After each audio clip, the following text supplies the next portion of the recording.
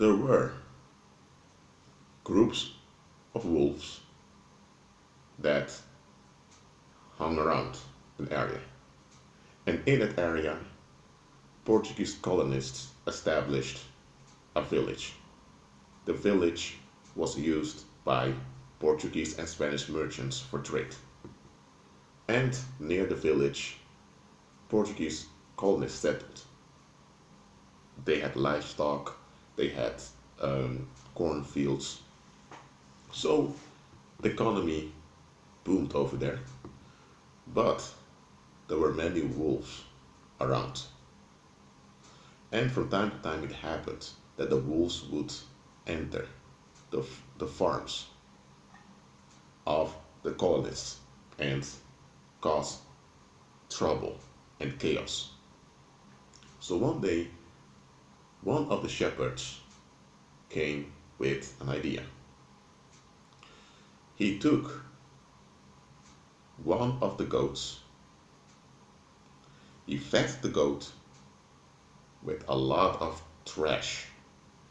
The food was trash because the food, even though it was delicious for the goat, it made the goat very fat and quite unhealthy. So after a while, the other goats began to avoid this particular goat that received a lot of junk food. Let me call it junk food for now. So when this happened, often that goat that was spoiled would hang around on its own because the other goats began to avoid this goat because that one goat became very fat, very slow also.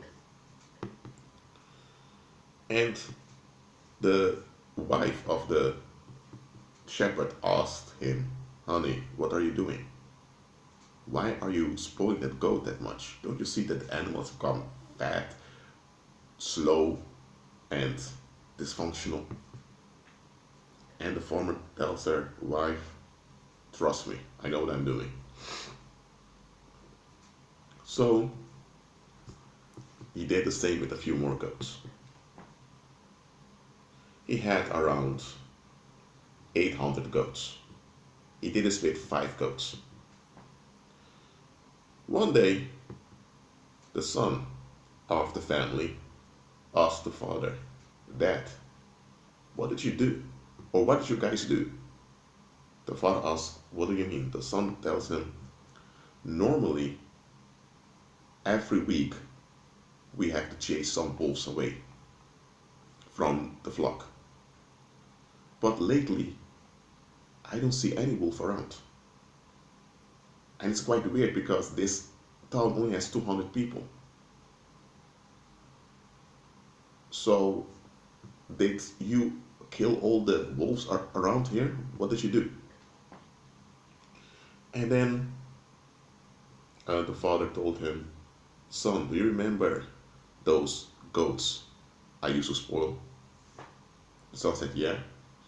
Now, I figured out that the wolves often want some meat.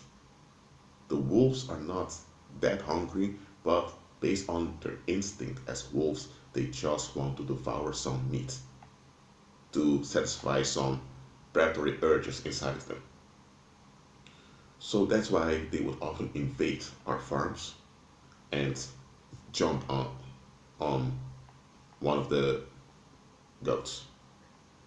So I selected 5 goats. I made them fat so that they would become noticeable. And because those goats became dysfunctional, the other goats tend to keep them at a distance. So every week when the predators would come, the predators would obviously notice those dysfunctional goats. And because those dysfunctional goats did not function properly within the group, they were an easy target. So now the wolves would come, but the wolves would not go after the 795 goats anymore. Because those 5 dysfunctional goats were an easy target, were easy targets, they were easy prey, and the wolves would just go after those dysfunctional ones because those dysfunctional ones were slow also. and they would satisfy their predatory urges on those five. And more goats are being born at the same time. So each month I do the same thing. Pick five goats from the multitude, spoil them, so that when the predators come, they go after those goats. So the rest of the goats are left alone. Now that was the parable. The parable took around 5 minutes. Now, what I'm going to talk about now is called blood concessions. In the parable I give unto you, the farmer, or in this case a shepherd, because he owns the plot of land also, he wanted to preserve his flock of goats. To the predators around, he could not prevent the wolves from coming.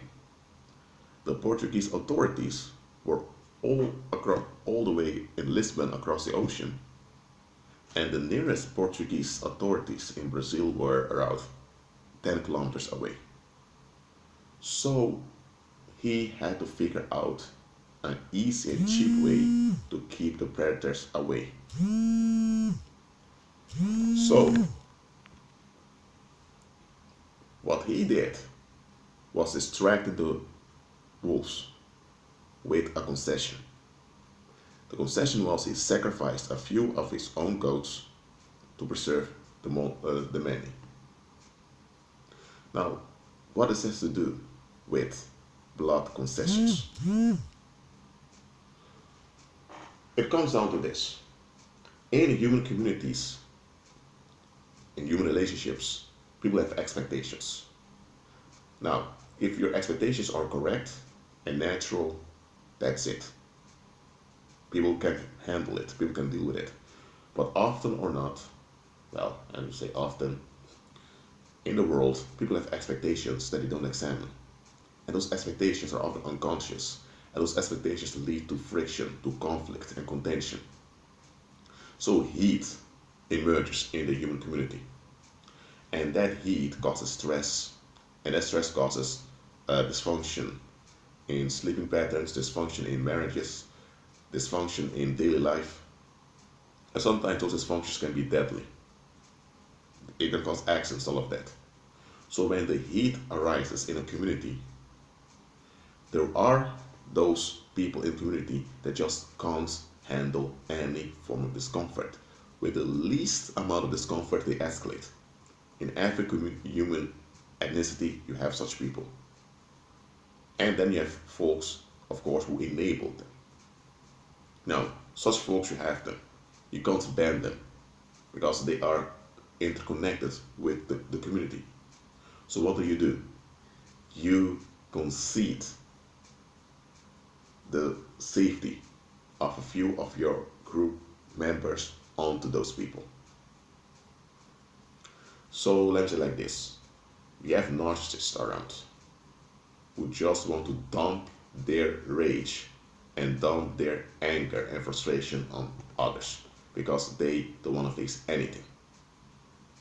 Now, those narcissists may also be bakers, may also be businessmen, or they may also be people that belong to the church, or they may be people that have an important role in the community. So you can't just ban all the narcissists. And they also come from families, they may be married, or they may be the son of someone or the daughter of someone. So what are you going to do? You need to keep the community intact, but you also don't want predators to prey around with out of control.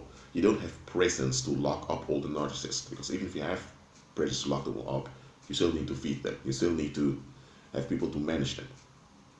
So what pagans did in past ages, and there are places where this still happens, is that they offer monetary compensation to parents who are willing to sacrifice their children. And this would be a living sacrifice. So the child, let me say around 5-6 years old, is told by the parents, you're going away with Uncle Dad. You're going to Disneyland. So the child thinks, oh, I'm going to Disneyland. The child has some beautiful expectations. The child trusts the parents completely. But Uncle Dad belongs to the pagan priest class. And what Uncle Dad will do is he will hand that boy over to the Apollinistic cult. And the Apollinistic cult traumatizes the child either through sexual abuse or through psychological abuse over and over again. And because of this, dysfunction occurs within the kid. And at the same time, the parents have other people that overwhelm the kid with gifts and all of that. So the kid is destabilized on two fronts, through traumatization and through enforced relief. So in both ways, the child is destabilized. Now, this will cause the child to become an unbalanced adult, an adult that can't function properly.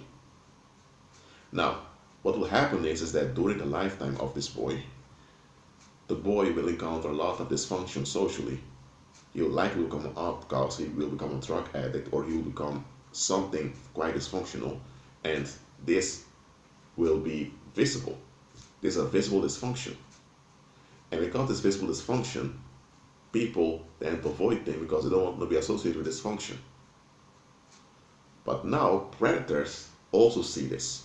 And because others don't really take their natural responsibilities seriously towards this boy who's now a grown man, predators can easily target this man. You can have a female narcissist that comes after him, even marries him, and eventually ends up in a home shelter with suicidal thoughts. And people are asking, how could this happen? Now, this is how it went. The parents of that man made a blood concession onto the community. And their willingness to make this blood concession was rewarded with monetary compensations. So the parents now have what you can say an easy life. They have no debt collectors come after them, they have no debts, they have neighbors smiling at them all the time, so everything's going at ease with them. But why is everything going at ease with them? They made a blood concession to the community, and now the demons are shielding them from negative energy from the community. And this shield against negative energy from the community brings them a lot of relief, brings them ease. So now people look at the family and say, whoa, that husband and wife, man, they've been married for 20, 30 years, man, this is going well with them. All their children are grown up, they have jobs, they're married also. But there's only one child of theirs who's so messed up, man. And everyone is so upset with this one son that is messed up. But they now perceive this messed up son as being completely separate from that successful family. But those that look at the bigger picture would realize, hold on a minute, you can't have a family that's completely functional and only one individual is dysfunctional. If one individual is so dysfunctional and they grew up in that family, that means there's something wrong with that family. But people often want to look beyond just to look at the surface. And just looking at the surface enables predators. So it comes down to this. There are pagans that are willing to sacrifice some of their own, those that are close to them, just to have an easy life. That's why, for example, Roman Catholic priests often got away with molesting children, because often it were the parents that made blood concessions, and that's why the parents are covered. The priest who enabled and enacted the concession often is left off the hook, and the people around who know it to remain quiet. Because that's the weird thing. People often ask, why didn't the Pope or the authorities of the Roman Catholic Church do anything about their priests that molest children? The real question is, where were the parents? Where were the relatives? Where were their friends? Where were they? Do not tell me that it has been a chronicle issue in the Roman Catholic Church that young boys, also young girls, are being sexually molested and that the congregation doesn't know anything. Haven't you noticed how weird it is that so often when it comes to the light that a priest has molested like 70 boys while he was appointed somewhere? Now everyone is so shocked about it. I don't believe that. I just explained to you what's going on. There are families, whether extended families or just nuclear families, there are families making blood concessions. They want to be left alone, they want to be relieved, so they sacrifice one of their own so that that individual draws attention and the bad energy of predators, so that the predators won't have time nor any interest in looking at them. Just like the parable I gave in the beginning of this video, you had a farmer that made some of his own goats dysfunctional with the purpose to draw the attention of the wolves, so that the wolves will go after those dysfunctional goats, so that the rest of the flock would be at ease. Now that is what often happens in the world. Pagans do this. Not all pagans, but pagans do this crap. Okay? And it's more common than you think.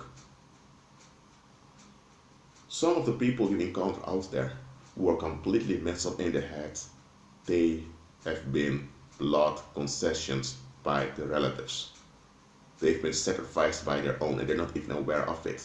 Some even think it's their own fault that their life goes this way. That's not true. The community around them are often aware of it, but they get along because they think if Joe or Janet over there are dysfunctional and messed up, predators will go after them.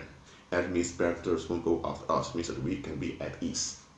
And we don't have to worry about anything. We will have a stable life, happily ever after. And well, okay, we just have to tolerate them being devoured, but it's worth it. That happens. Now look, if you have been the blood concession, but you survived, that means that now you are in a condition to ask the right questions. And once you ask the right questions, people can't answer them. How are people going to explain to you that they allowed you or even enabled you to become dysfunctional so they could be left alone? How are they going to account for that? They can't. So often when an ex-blood concession or an ex-scapegoat recovers and goes no contact or lose contact with the enablers go off at the former scapegoat. Why? Because the scapegoat, now the black sheep, knows the secret. He knows the truth. He knows what's going on. And not only that, he has the scars as evidence to show.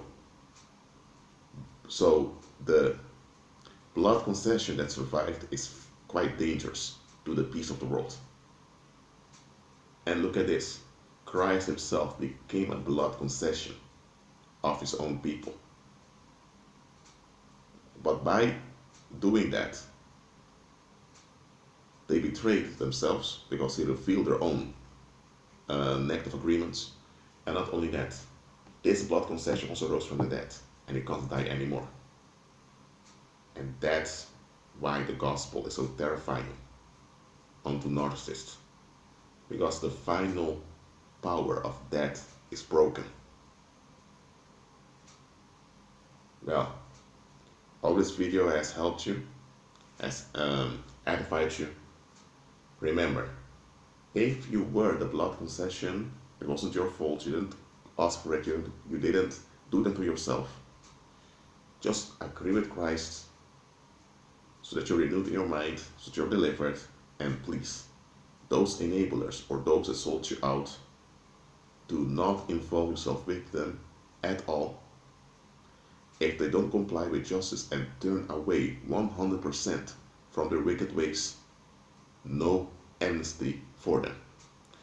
Forgiveness is your attitude towards them because you obey Christ, but you don't grant them any amnesty, so no reconciliation unless you comply with justice. Well, this is a subject not often discussed, especially in Babylon church. You will not discuss this because Babylon church are often agents in this blood concession thing. Now I explain it onto you. And many of the, let's say, there are a lot of songs out there that become hits, and there are popular songs that also reveal this. So pay attention, be at peace.